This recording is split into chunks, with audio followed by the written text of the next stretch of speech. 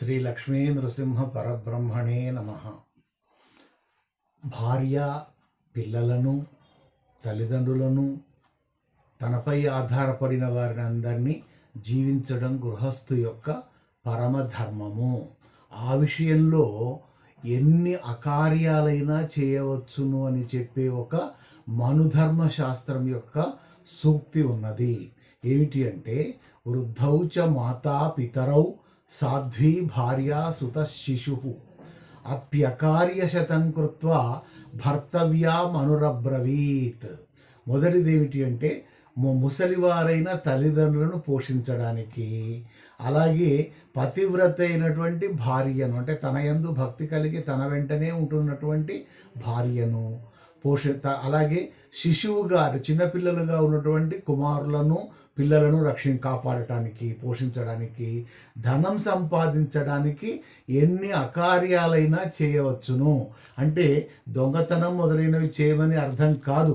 కష్టపడాలి, కష్టపడి ఏదో రకంగా ధన సంపాదన చేసి వాళ్ళను పోషించడం తన కర్తవ్యము అని అర్థం.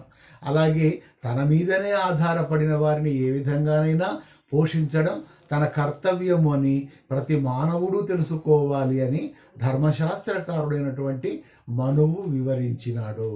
ఇది మనుధర్మశాస్త్రం యొక్క సూక్తి.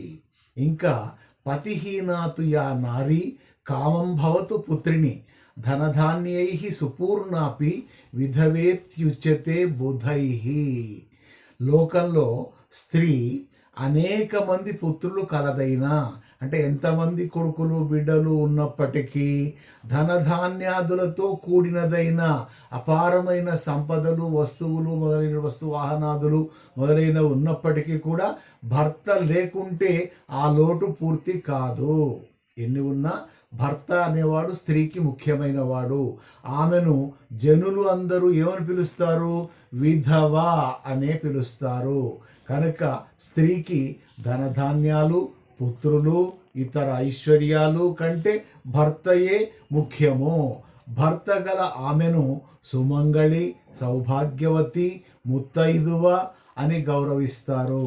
కాబట్టి ప్రతి స్త్రీ కూడా భర్త సేవను చేసుకుంటూ, ఆయన అనారోగ్యంతో ఉన్నప్పుడు ఆయనను చక్కగా ఆదరిస్తూ, ఔషధ సేవలు చేస్తూ పతిని సేవించినట్టయితే ఆ స్త్రీ పుణ్యాత్మురాలుగా, ఉత్తమమైనటువంటి స్త్రీగా గౌరవింపబడుతుంది అని పెద్దల యొక్క వచనము.